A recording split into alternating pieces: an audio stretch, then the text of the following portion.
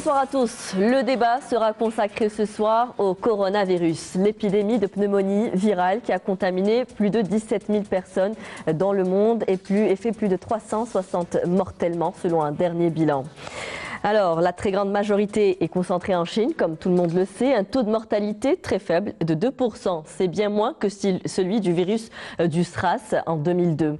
Ce coronavirus très proche cousin de 2019, nCoV, avait contaminé un peu plus de 8 000 personnes dans une trentaine de pays et fait 774 morts. Ces données ne sont pas statiques et peuvent encore évoluer dans les prochains jours. Ce nouveau coronavirus est-il pire? Mérite-t-il toute l'attention que le monde lui porte? Quel est son degré de dangerosité? Comment gérer cette épidémie? Après l'alerte mondiale lancée jeudi dernier par l'OMS, classant l'épidémie du coronavirus comme une urgence de santé publique de portée internationale, de nombreux pays ont dû prendre des mesures exceptionnelles. L'Algérie a immédiatement réagi en réactivant son dispositif de veille au niveau de l'ensemble des points d'accès de son territoire. Sont-ils suffisants? Avons-nous les moyens de lutter contre ces virus? Nous tenterons d'y répondre avec nos invités. Nous accueillons ce soir Madame Hamadi Samia, bonsoir. Bonsoir. Vous êtes sous-directrice des maladies prévalentes et de l'alerte sanitaire au niveau du ministère de la Santé. Merci d'être avec nous. Merci. Nous avons également avec nous Dr Zarwel Mohamed, bonsoir. Vous êtes infectiologue à l'hôpital Al-Qattar. Merci d'avoir accepté notre invitation. Merci à vous. Et nous avons également depuis Constantine, professeur Kamel Senhadi. Vous êtes professeur d'université et directeur de recherche. Bonsoir, professeur. Bonsoir et merci à vous. Alors avant d'entamer le débat, le virus, je vous le rappelle, est apparu fin décembre en Chine, dans la ville de Wuhan, épicentre de l'épidémie du coronavirus. D'importantes mesures ont été prises par la Chine qui a communiqué et réagi de manière assez rapide. Un hôpital de 1000 lits a été réalisé en 9 jours. Il a été d'ailleurs réceptionné aujourd'hui. Face à cette situation d'urgence, l'Algérie a décidé de rapatrier 36 de ses ressortissants avec des Libyens, des Tunisiens et des Mauritaniens et a mis en place, comme je vous le disais, un dispositif de veille et d'alerte. On revient dessus avec Amel Issiridir et on reprend le débat juste après. Les 36 Algériens, les 3 ressortissants libyens, 10 Tunisiens et 5 Mauritaniens établis à Wuhan sont arrivés ce matin à Alger. Ils seront mis en isolement pendant 14 jours. L'avion pour leur rapatriement avait décollé hier. Il contenait également un don de l'Algérie à la Chine pour contribuer à faire face à la propagation du nouveau coronavirus. Justement, pour cela, la Chine a adressé ses sincères remerciements à l'Algérie. Ces aides témoignent, selon l'ambassade de Chine à Alger, de l'amitié historique profonde qui lie les deux peuples. L'épidémie progresse en Chine et s'étend à d'autres pays. Le coronavirus a fait jusque-là 350 morts, soit davantage que pour l'épidémie de SRAS en 2003. Le coronavirus a pris jusque-là les proportions d'une urgence sanitaire mondiale avec des cas signalés un peu partout dans le monde. L'Organisation mondiale de la santé a classé la semaine dernière l'épidémie comme une urgence de santé publique de portée internationale. Face à la menace, de nombreux pays ont annoncé des mesures exceptionnelles en espérant se prémunir contre le virus. La Russie et le Népal ont décidé de fermer leurs frontières terrestres avec la Chine, alors que d'autres pays, comme les États-Unis, l'Australie ou encore le Vietnam, ont fermé les entrées aériennes aux personnes en provenance de Chine. Les opérations de rapatriement d'étrangers dans le pays se poursuivent. L'Allemagne a envoyé un avion de l'armée à Wuhan pour rapatrier plus de 100 de ses ressortissants dans cette ville chinoise d'où s'est propagé le nouveau coronavirus.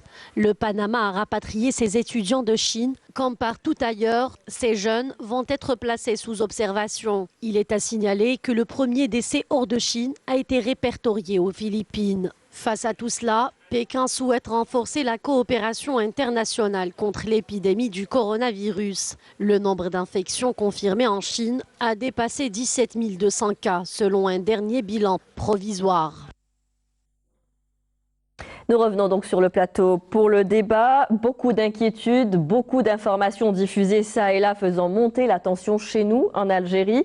Pour l'heure, les autorités publiques rassurent, aucun cas n'a été détecté ou signalé chez nous. Aucune information n'était fondée. Ce sont aujourd'hui des informations qui faisaient état de plusieurs cas qui ont été signalés à Al-Qattar. Finalement, tout cela n'est que de fausses informations. Madame Hamadi, aucun aucun cas n'est signalé chez nous. Oui, oui, je peux vous rassurer qu'il n'y a aucun cas qui a été enregistré, ni un cas suspect vraiment qui répond à la définition de cas, ni cas avéré jusqu'à présent en Algérie. Nous faisons face à beaucoup de désinformations. Aujourd'hui, vous êtes professeur, vous êtes infectiologue au niveau de l'hôpital d'Al-Qattar. Vous êtes le mieux à même pour pouvoir nous dire si aujourd'hui il y a eu des cas signalés ou des cas ou des symptômes qui ressemblaient aujourd'hui à ce virus, à ce coronavirus.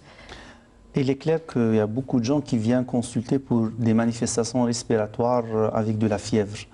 Alors, on peut mélanger une simple grippe avec les symptômes de ce nouveau coronavirus. Et c'est vrai, c'est pratiquement les mêmes symptômes. Alors, pour rattacher ces symptômes à ce coronavirus, il faut avoir une piste épidémiologique. Il faut qu'on soit sûr que cette personne était dans une zone où le virus circulait. C'est-à-dire qu'il faut que cette personne a fait déjà un voyage en Chine dans les 15 jours qui ont précédé l'apparition des signes cliniques. Or, ce n'était pas le cas pour les personnes qui sont venues à Al-Qattar. Et du coup, on est tombé sur des cas de grippe saisonnière. Alors c'est vrai qu'aujourd'hui le mode de la mondialisation fait que l'information circule de manière plus facile, plus rapide, pas toujours fondée. Il faut faire face à cela en communiquant. Mais est-ce qu'il faut s'inquiéter réellement aujourd'hui de ce virus qui prend une ampleur mondiale? L'OMS l'a décrété ou l'a classé à une échelle assez élevée au niveau mondial, très élevée pour la Chine vu que le virus est parti de ce pays-là. Est-ce qu'il faut s'alarmer ou au contraire ne pas s'inquiéter outre mesure? C'est un virus qui va finir par se dissiper. Moi, je pense qu'il ne faut pas s'alarmer, pardon. Il faut pas, mais il faut rester vigilant. Parce que jusqu'à présent, les experts sont là pour en dire plus. Je pense que sur ce qu'on connaît de ce virus, ce n'est pas très alarmant. Ça ne veut pas dire qu'on va baisser la vigilance, ça ne veut pas dire qu'on ne va pas renforcer la surveillance, ça ne veut pas dire que si quelqu'un répond à une définition de cas, on ne va pas le prendre au sérieux, on ne va pas le prendre en charge et on ne va pas l'isoler. Mais c'est la raison pour laquelle maintenant, je pense qu'il faut communiquer davantage. Il faut que les gens sachent, connaissent un peu, rassurer, qu'ils connaissent un petit peu ce que c'est que ce virus. Il faut savoir comment il se transmet et surtout, mettre l'accent sur les mesures de prévention, quoi. Donc c'est ça qui va faire, c'est avec ça qu'on pourra éviter ou casser la chaîne de transmission. Oui, mieux lutter contre ce virus. Oui. Aujourd'hui, nous avons vu, il y a 36 ressortissants algériens, en plus des Libyens, des Tunisiens et des Mauritaniens qui ont été rapatriés par l'Algérie. Toutes les mesures ont été prises pour faire en sorte qu'il n'y ait pas de contamination, docteur Zerouel? Oui, bien évidemment. Je sais que les mesures, vous pourriez en parler davantage. Oui, parce qu'on est obligé de faire face à l'introduction de cas réels de Chine. Alors même maintenant, si on nous dit que ces étudiants n'ont rien sur le plan clinique, mais ça ne veut pas dire qu'ils ne vont pas faire un tableau respiratoire dû à coronavirus. Donc on est obligé de mettre ces étudiants-là en surveillance, en mise en surveillance de 2 semaines pratiquement. Quel est le dispositif qui a été mis en place? Pour répondre à cette question précise quant aux étudiants qui ont été rapatriés, le dispositif est mis en place et toutes les mesures sont prises, à savoir que ces personnes qui viennent d'une région où a émergé ce virus, donc ils sont potentiellement des cas. Donc c'est la raison pour laquelle ces personnes-là, ils ne sont pas des malades, ce sont des personnes, mais on ne sait pas. Ils peuvent être éventuellement des porteurs sains comme des asymptomatiques. Ils peuvent être en phase d'incubation. Alors les mesures sont d'isoler ces personnes, de les mettre dans un endroit où ils sont plus à l'aise. C'est comme si, on va dire, confinés, non, mais c'est en quarantaine pendant les 14 jours. C'est-à-dire 14 jours, c'est la durée d'incubation, avec une surveillance médicale bi-quotidienne. On l'a revu même à la baisse, la durée d'incubation, elle va varier de 5 à 14 jours. Mais nous, en fait, on prend large, donc pour éviter tout risque. Donc, on essaye de les garder 14 jours. On les garde 14 jours avec une surveillance médicale étroite. Ça veut dire qu'il y a une prise de température quotidienne, bi-quotidienne, 2 fois par jour. Et donc, auquel cas, le moindre signe, la personne, elle est été évacués vers l'hôpital de référence. Alors comment vous expliquez aujourd'hui ce qu'on a pu voir à travers la télévision, à travers les réseaux sociaux, ces jeunes qui sont revenus de leurs propres moyens, qui ne font pas partie de ceux qui sont arrivés aujourd'hui, qui ont été rapatriés et qui n'ont pas forcément été isolés ou mis en quarantaine? Oui, alors ces personnes-là, ils ne sont pas venus de Yuan, comme vous le savez. Ils sont venus de Chine. Ils sont venus de Chine. Et vous savez qu'en Chine, ils ont isolé cette région qui est vraiment en quarantaine. C'est la raison. L'épicentre. Et d'ailleurs, l'Algérie, à l'instar des autres pays, on prend les mêmes mesures. Hein, ce n'est pas différent des autres pays. C'est ces personnes qui viennent de cette région spécifique qu'on met en quarantaine, qu'on va isoler. Les autres personnes qui ont été informées, c'est-à-dire à l'arrivée, comme vous le savez, le dispositif est en place. Parce qu'on a vu que la maladie s'est propagée à d'autres pays. Est-ce qu'il faut réellement la confiner autour de la zone qui a été contaminée là ou élargir l'éventail? Non, là où circule le virus. Parce que quand vous allez dans la définition, dans notre dispositif, ou la définition de cas, qui n'est pas différente de la définition du cas de l'OMS, de l'Organisation mondiale de la santé, ils vous disent que c'est une personne qui revient d'une zone où circule, qui présente des signes, primo, donc on part des signes, tels que la fièvre, une toux, et revient d'un endroit où circule le virus. La Chine, en l'occurrence, la Chine. Ou une personne qui présente les signes cliniques, mais qui a été en contact étroit avec une personne malade. Donc, c'est ça la personne qui est suspecte. C'est vrai que c'est pour ça que je vous ai dit qu'il faut travailler beaucoup sur la communication. La population joue un rôle très important dans la stratégie de riposte. Donc, si la population est consciente, moi je reviens d'un endroit où circule le virus, je ne voudrais pas faire propager le virus, je ne voudrais ni contaminer mon entourage proche, ni la population. C'est ce qui s'est un peu passé avec ces jeunes qui reviennent tous avec les masques. Avec les masques, je pense qu'il y a une prise de conscience. C'est vrai qu'ils reprochent le fait d'examiner, mais on peut. Le seul examen, c'est la prise de température, et c'est ce qui se fait au point d'entrée. Mais le reste, on ne peut rien trouver. Donc, il suffit de se conformer au conseil, parce que le ministère de la Santé a mis en place aussi un dispositif et une fiche de conseil aux voyageurs. C'est que la personne, quand elle revient d'un endroit où elle a voyagé avec des personnes qui sont susceptibles d'être contaminées, à ce moment-là, il faut éviter tout contact, ne pas y aller dans la foule, les mesures d'hygiène, lavage des mains, ne pas tousser, ne pas vraiment respecter ces mesures. Et compter sur la responsabilité, la conscience de chacun ne peut pas couvrir tous les risques. Alors, professeur Sanhadji Kamel, vous avez étudié ces cas de virus qui se propagent à présent tous les 4-5 ans, qu'on voit apparaître maintenant des épidémies. Est-ce que vous pensez que ce coronavirus mérite toute l'attention que le monde lui porte aujourd'hui? C'est tout à fait légitime que la population puisse s'inquiéter. Avec le recul, comme dit Madame, c'est sûr qu'en tête reposée, on voit par rapport aux autres épidémies, on peut rassurer les gens, mais là, ça vient de démarrer.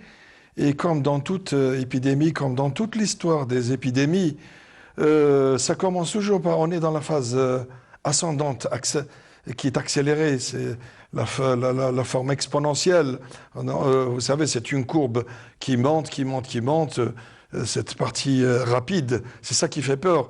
Ensuite, on arrive au sommet, stabilise, les gens s'immunisent, etc. Et puis, ça redescend. C'est ça, on est dans cette phase accélérée. Effectivement, moi, jeudi, je faisais des chiffres, je regardais pour faire un papier dans un journal. J'étais à peine à 6000 cas. Et là, 72 heures après, on se retrouve avec 3 fois plus. Et le double de morts, etc. Vous voyez, on est dans la phase ascendante de cette infection. Le plus important, c'est de voir comment va évoluer ce profil. Voilà, justement.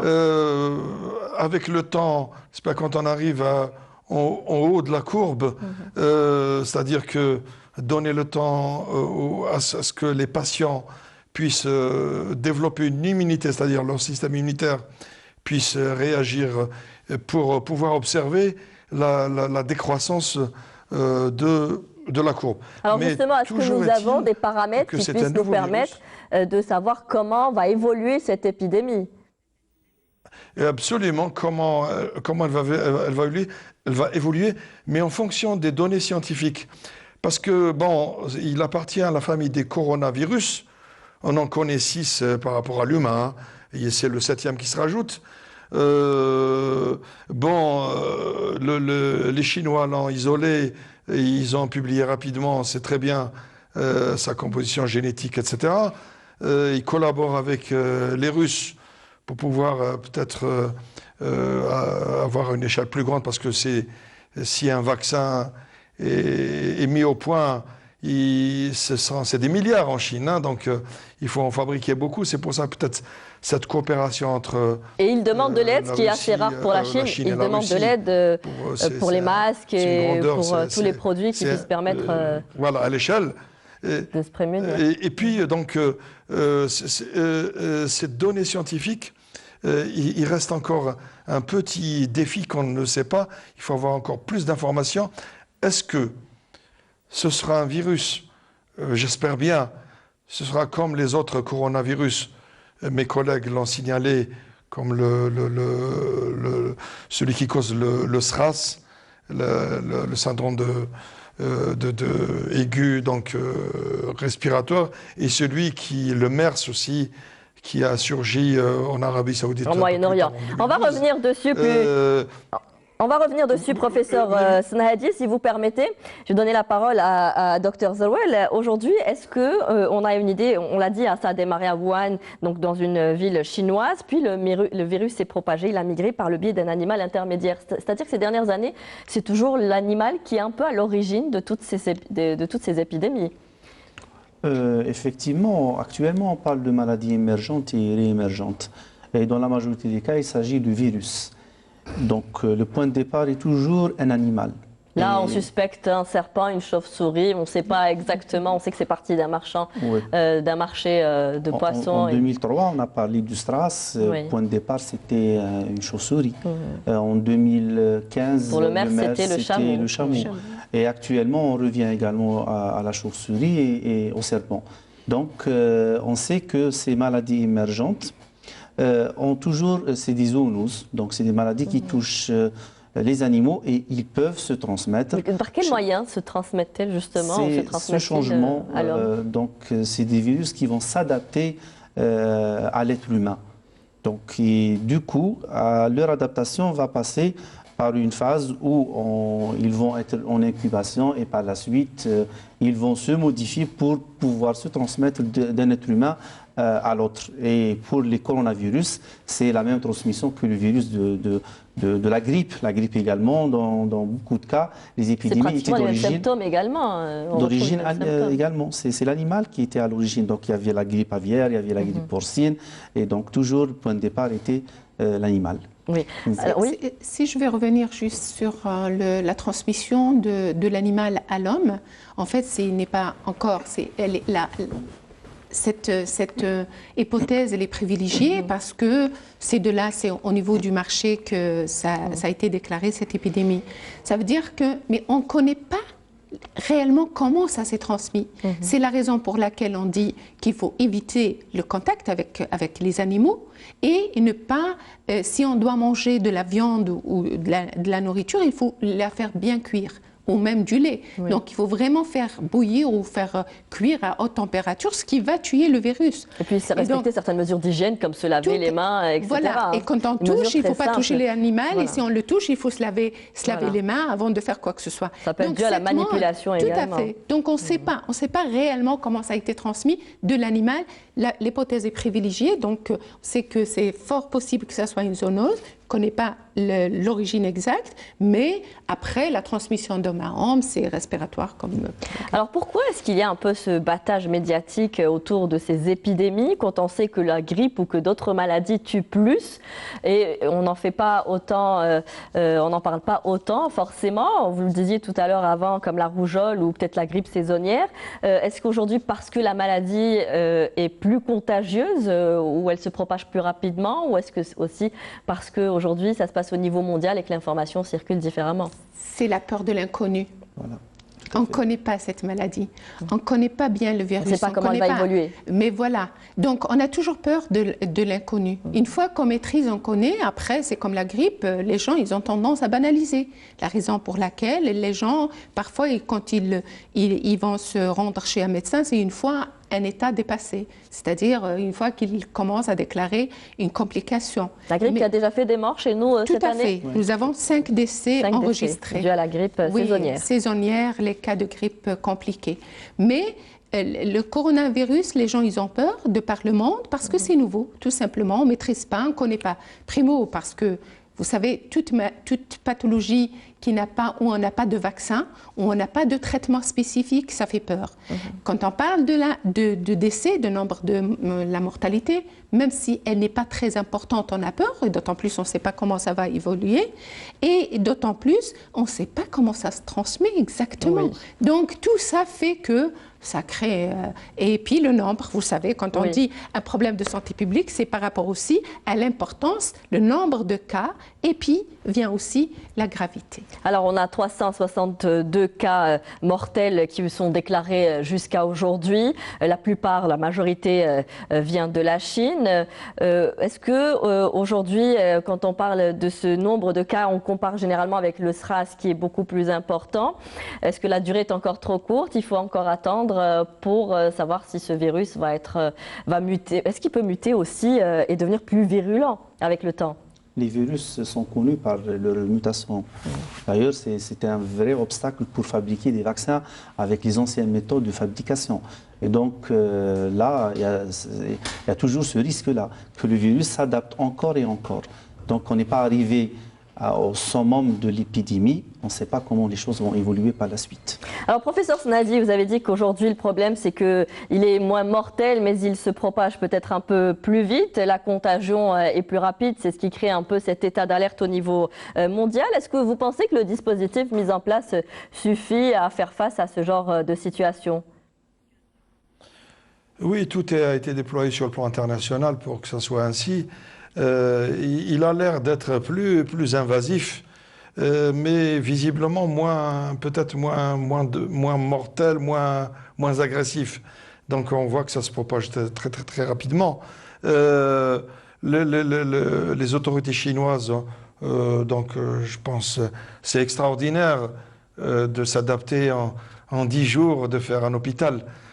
Qui a été réceptionné aujourd'hui, oui. Qui va pouvoir héberger 1000 lits. Ensuite, 15 jours, même pas 15 jours, donc un second hôpital a été démarré. Enfin, la construction a démarré pour ce second hôpital d'une capacité un peu supérieure de 1300 lits qui sera construit et livré dans quelques jours, dans une petite semaine. Donc les choses sont adaptées et les réactions sont bonnes. Moi, madame, je voulais juste revenir, même si on ne sait pas d'où ça vient, on a peur, etc., les scientifiques, nous travaillons comme des policiers. C'est-à-dire, on a des indices qu'il faut aller investiguer.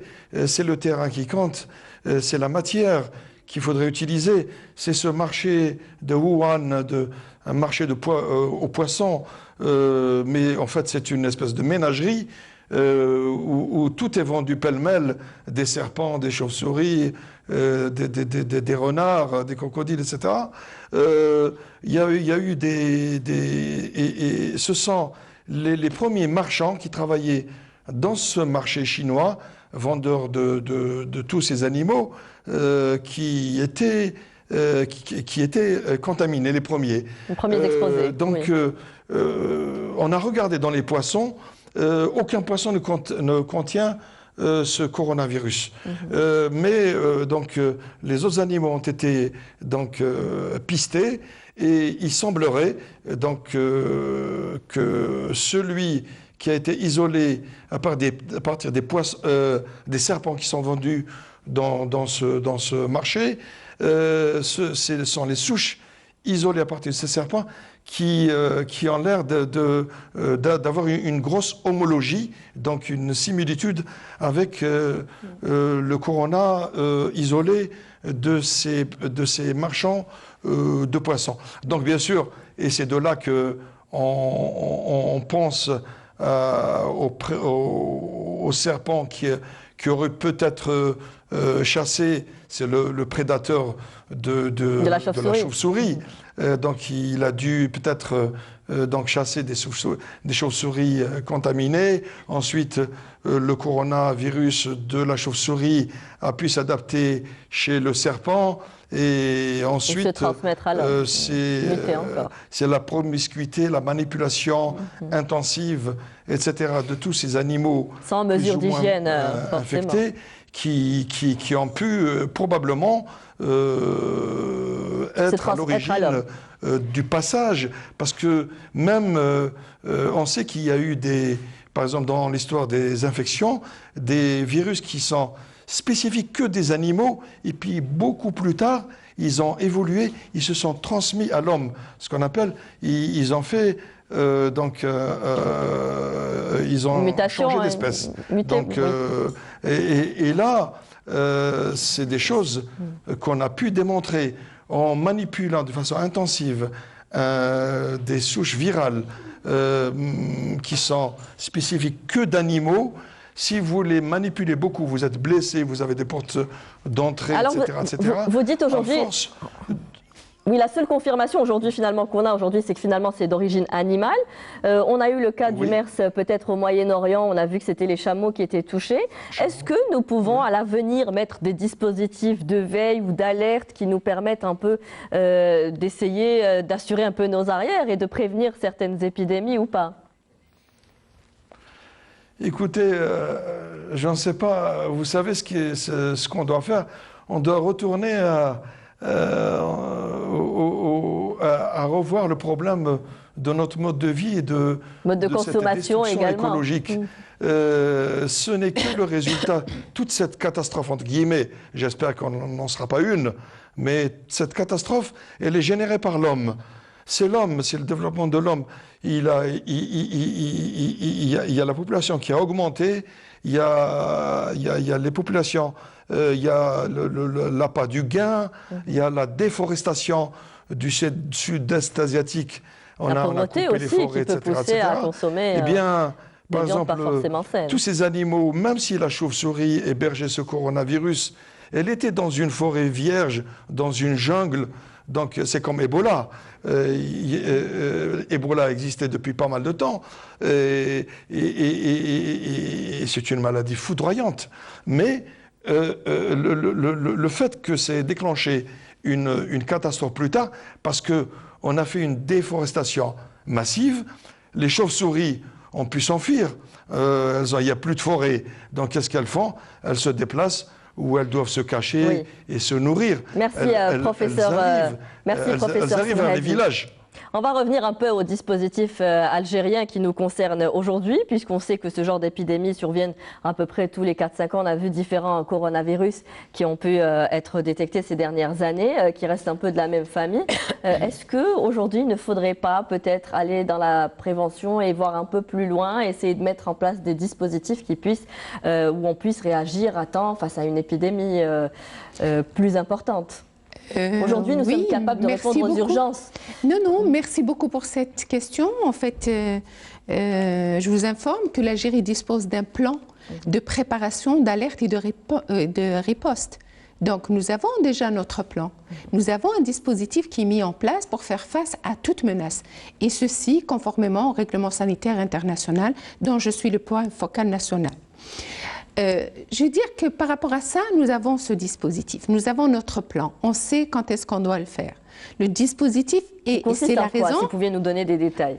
Oui, c'est le dispositif consiste, par exemple, en menaces zoonotiques, donc il y a un risque zoonotique, il y a le renforcement de la surveillance, comme ce que nous venons de faire. Et quand on dit renforcement de la surveillance et d'alerte, ça veut dire d'informer, quand il y a quelque chose, il faut informer le personnel de santé, qui doit être au courant, qui doit suivre, qui doit faire face à un cas donné. Donc, nous avons un comité d'experts qui évalue le risque. Donc, quand il y a un risque quelque part, donc la menace, la première des choses que nous avons fait, nous avons réuni le comité. Donc, c'est comme s'il y a une procédure qui est en place. Donc, il y a un risque ailleurs, on invite un comité d'experts qui viennent évaluer le risque pour l'Algérie. Et donc, à ce moment-là, on adapte le dispositif qui est déjà en place. Ce dispositif qui consiste, comme je vous ai dit, le renforcement de la surveillance, parce que c'est la première des choses. Donc, pour pouvoir détecter le cas précocement. Le deuxième point, c'est l'information et la sensibilisation. Donc, il faut travailler beaucoup sur la communication et c'est ce qu'on essaye de faire parce que nous avons fait le communiqué de presse pour essayer d'apaiser, de rassurer. Oui. Le troisième point, c'est quelque chose qui vient de l'extérieur. À ce moment-là, c'est les points d'entrée, c'est ce qu'on a, c'est le renforcement des capacités des points d'entrée, mettre à disposition des stocks de protection individuelle, donc, et les caméras thermiques pour éventuellement, comme c'est le cas, parce que la fièvre, c'est un des signes, un premier. Qu'est-ce que je pourrais vous dire? Est-ce que nous avons les équipements nécessaires pour répondre à une épidémie, pour faire face à une épidémie? Oui, mais c'est pour ça, en termes d'équipement. j'y arrive.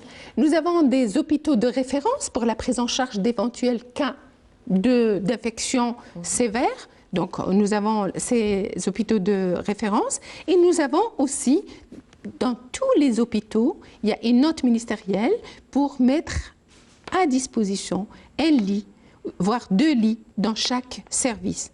Le lit pour pédiatrique et pour adultes et en réanimation, c'est-à-dire pour pouvoir faire face avec les moyens de protection. Et nous avons un laboratoire national de référence qui est pour faire le diagnostic. Donc, tout ça fait partie du dispositif mis en place. Alors, vous êtes infectiologue à l'hôpital d'El Khattar. Est-ce que l'hôpital a les moyens réels de faire face à ce genre d'épidémie? Est-ce que le personnel médical est formé également? Quand on sait que ce virus est un peu inconnu, on ne sait pas comment il va évoluer. Est-ce que c'est pas ce genre de virus qu'on a connu ces dernières années? C'est un peu des cas d'école où on se forme un peu sur le tas. Mais est-ce qu'il ne faudrait pas peut-être agir maintenant en pensant que d'autres épidémies peuvent apparaître dans les années à venir?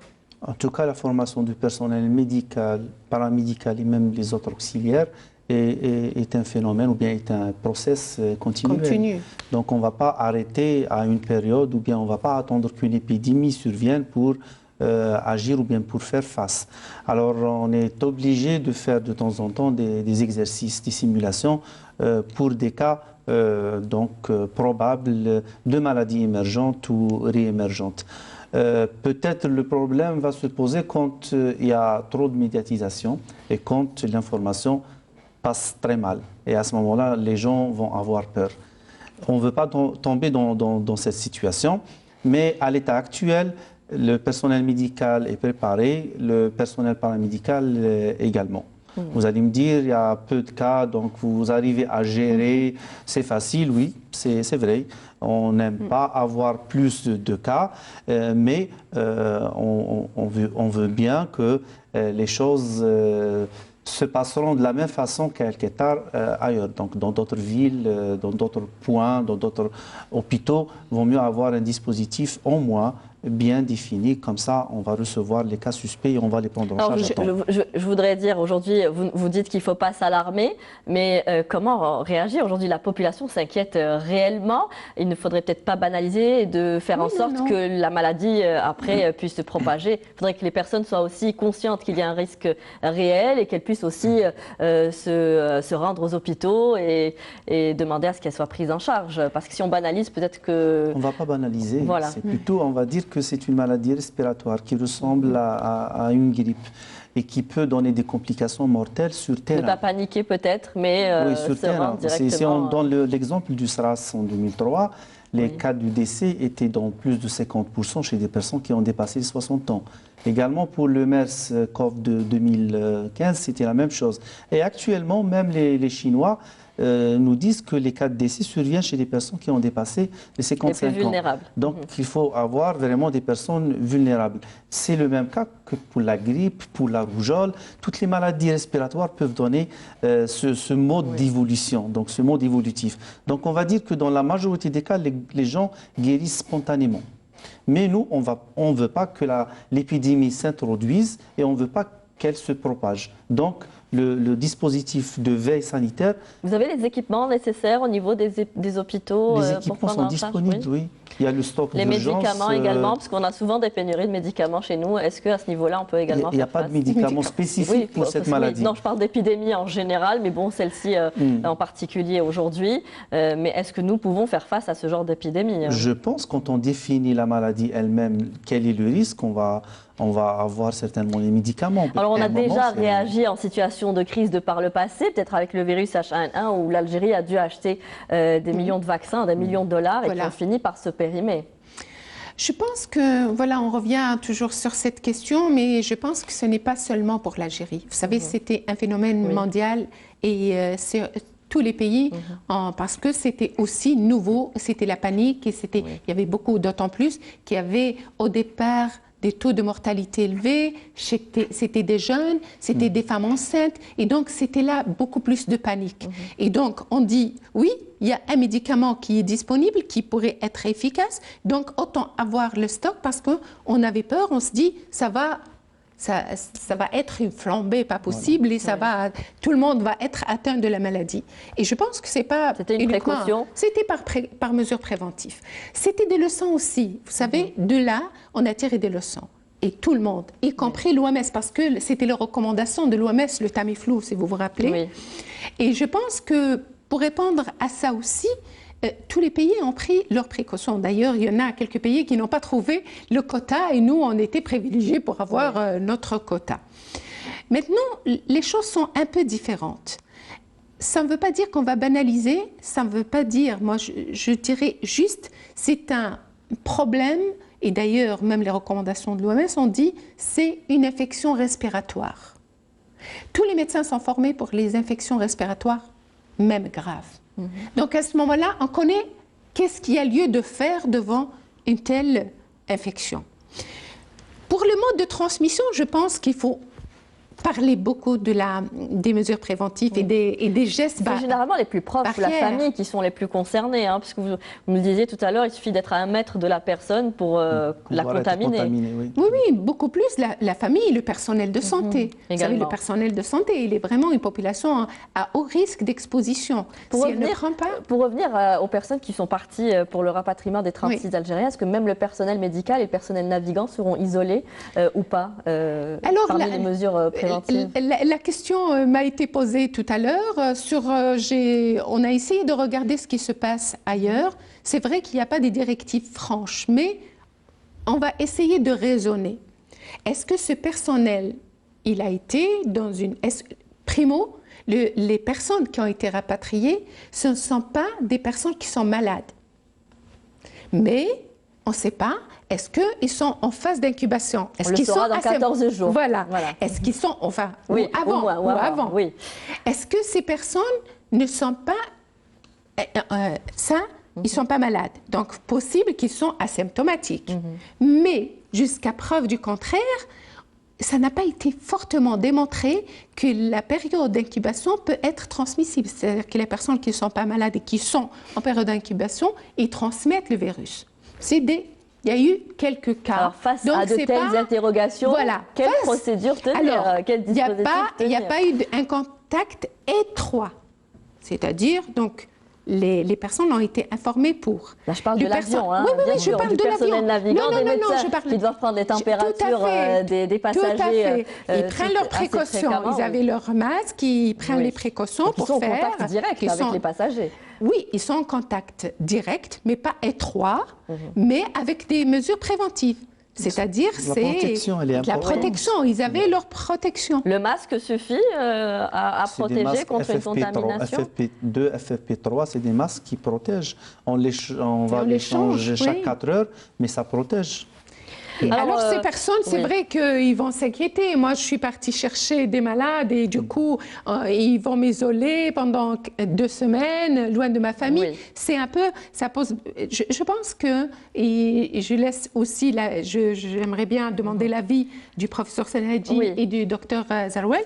Pour moi, je pense qu'à partir du moment que les personnes, il faut bien informer les personnes. Ils peuvent rentrer chez eux, mais éviter le contact étroit. Et il faut prendre les mesures, c'est-à-dire que porter le masque, il faut vraiment se laver les mains, il faut ne pas être... Donc, c'est tout ça, et prendre sa température, donc rester sous surveillance médicale. Si la personne, elle développe n'importe, même si... Je dis bien, même si c'est une simple fièvre, et nous sommes en pleine période de grippe saisonnière, donc d'appeler, de consulter pour une prise en charge. Très bien. Professeur Senhadji, d'ailleurs, vous allez intervenir un peu sur la question. Est-ce qu'aujourd'hui, l'information, la communication fait partie des mesures préventives? Puisqu'on l'a vu, la Chine l'a quand même déclaré assez tôt. Bon, ça s'est déclaré en décembre, en janvier, il y a eu l'alerte. Est-ce que cela permet une prise en charge plus rapide, plus efficace? Oui, tout à fait. L'information est primordiale et efficace. Pour le moment, donc, étant donné le peu de connaissances approfondies concernant proprement ce nouveau corona, les mesures de bon sens ont leur place. Madame vient très bien de les signaler, toutes les règles d'hygiène, etc. Se laver les mains, se laver les mains, se laver les mains fréquemment, etc. Ne pas se déplacer dans les régions endémiques, le port d'un certain type de masque. Donc toutes ces mesures sont d'une efficacité réelle et intéressante et importante. Mais je voulais juste, étant donné que le débat se déroule sur 2 sites différents, il y a une espèce de... ça va vous paraître que je vais revenir en arrière parce que je ne suis pas sur le plateau à Alger, donc je pourrais... Allez-y, vous voulez développer quelle idée? Et intervenir sur certains points qui viennent d'être débattus. Oui. Concernant les structures d'accueil, El Qatar, les structures spécialisées, etc., El Qatar, c'est un ancien hôpital, hein. Il s'adapte. Ce n'est pas des nouvelles structures qui sont... C'est pas comme l'hôpital chinois qui va parer immédiatement, d'une façon efficace, adaptée, etc. Mais c'est pas un problème, hein. C'est pas... Pour vous, le dispositif ou les moyens ou équipements ne sont pas forcément disponibles en Algérie, qu'il faudrait peut-être revoir? Voilà. Il faudrait que, même si ce n'est pas pour le coronavirus, oui.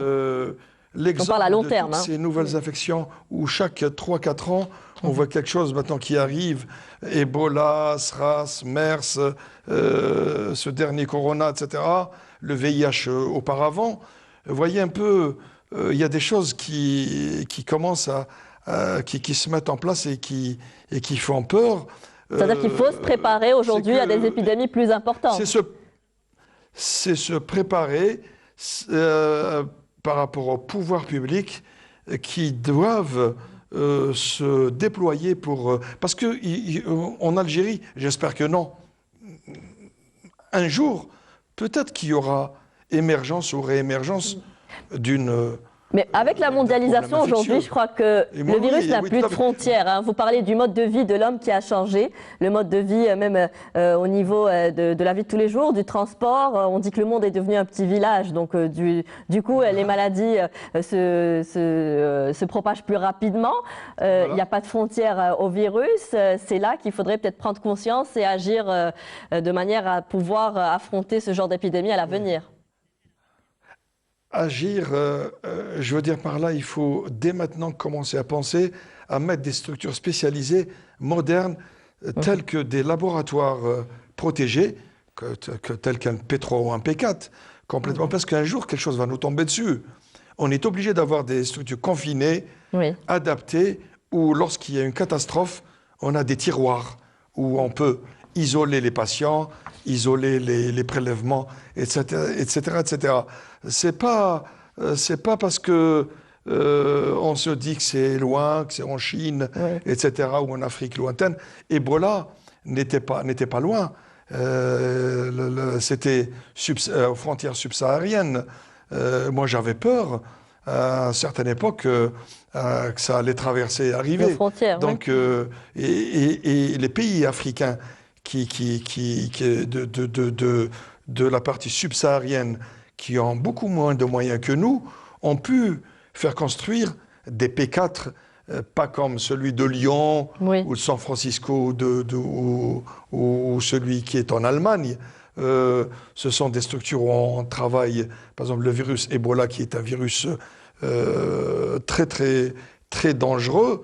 On peut maintenant avoir des kits, des espèces de petits hôpitaux et de petits laboratoires confinés, fermés, etc., où on se met dans des conditions, où les conditions de manipulation et d'isolement, elles sont optimales. Oui, c'est un besoin aujourd'hui, Dr Zerouel.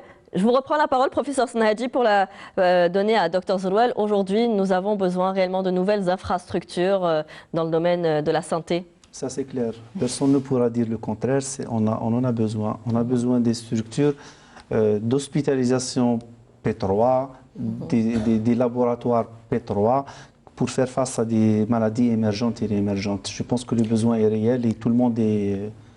Ah oui, oui. C'est ministère de la Santé. Oui. Ministère de la Santé. Oui. Mais oui, quand j'ai dit qu'il y a un dispositif, c'est vrai qu'on l'a mis en place, mais il y a à améliorer. Il faut améliorer. Voilà. C'est sûr qu'il faut améliorer. Nous avons un laboratoire P3.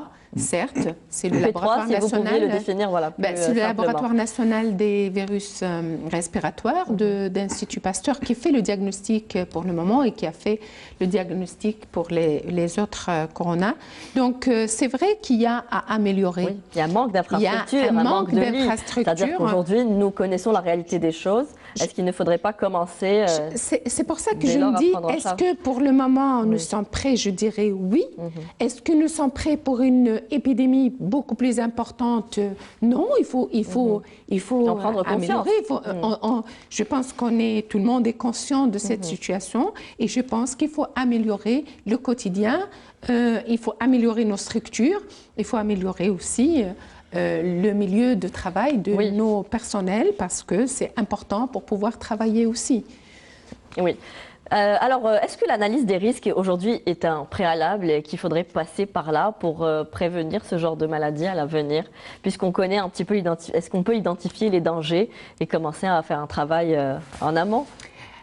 L'évaluation du risque est importante, ça fait partie de toute mesure, je vais dire, devant toute menace, on doit évaluer le risque. Quand il y a un risque quelconque, un danger quelconque, il faut évaluer le risque pour l'entourage proche, pour la région et pour niveau mondial. Régional, mondial. Donc, l'évaluation du risque a été, et je pense que, comme vous voyez, l'évaluation du risque a été faite par l'Organisation mondiale de la santé, et c'est suite à ces évaluations de risque, c'est quand on a vu le niveau, au début, le niveau était faible. Y compris chez nous, on disait que c'était un niveau faible pour l'Algérie.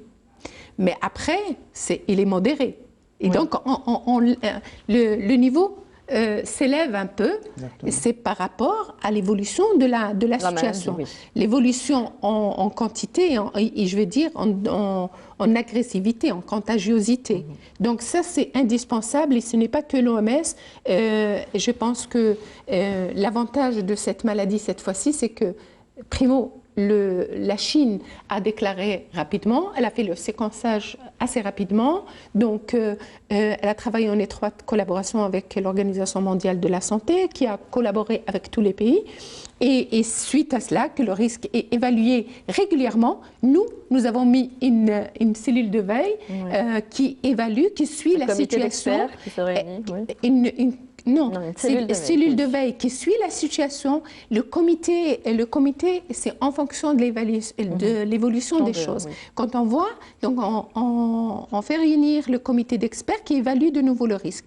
Il y a les sous-commissions qui se retrouvent une fois par semaine pour évaluer aussi le risque et la situation. Alors on arrive un peu au terme de l'émission. Professeur Snadji, très rapidement, s'il vous plaît, je voudrais vous faire intervenir sur une question, sur une méthode, on va dire, très moderne, très nouvelle. Aujourd'hui, on dit que se pose la question, bien sûr, de notre capacité à prédire ce type d'épidémie.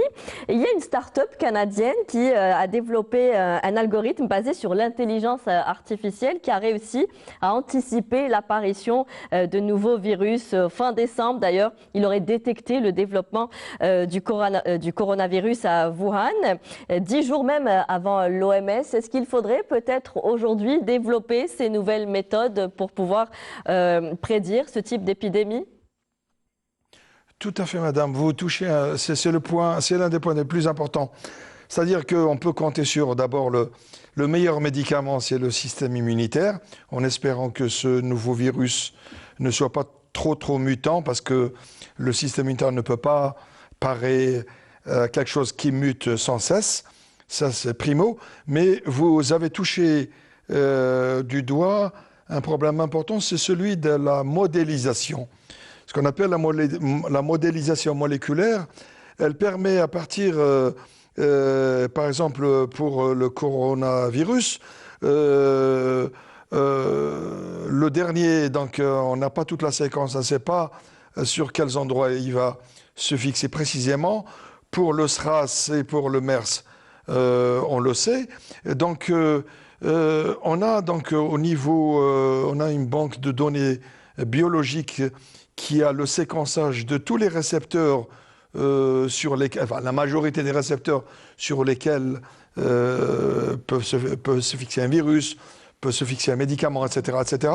Donc, ces modèles maintenant puissants d'algorithmes qui font appel, ce qu'on appelle à des big data, à des données immenses. Pris au sérieux, hein. C'est-à-dire que le résultat, finalement, n'a pas été pris au sérieux. Si, la Direction générale de la recherche en Algérie a pu, récemment, j'y ai assisté d'ailleurs, oui. À Constantine, ça a été lancé, ce projet d'intelligence artificielle. Il y a un projet ici pour nous concernant en Algérie, dans le domaine de la santé? Oui, tout à fait, tout à fait. Ça a été lancé fin novembre. Il y a eu des ateliers pour pouvoir dégager un certain nombre de stratégies pour qu'un centre d'intelligence artificielle soit mis en place. Donc, c'est très important parce que avec la collecte de ces big data, des grosses données, on est sur la probabilité de tomber dessus, tomber juste. Il y aura une longueur d'avance, on va dire, avant la propagation de l'épidémie, peut-être. Voilà. Par exemple, on peut, par exemple... Très rapidement, s'il vous plaît, on arrive au terme de l'émission, professeur Snadji. Le virus. Oui, rapidement. Vous avez le logiciel va vous donner la structure moléculaire de la molécule sur l'écran de votre ordinateur, dans l'espace. Vous pouvez tourner la molécule dans tous les sens et il va vous montrer l'endroit où il y a par exemple un puits, un trou, dans lequel on peut enfouir quelque chose. On peut mettre une molécule, on peut mettre un médicament. Vous voyez un peu ce que je veux dire? Trouver des traitements. Donc il peut même...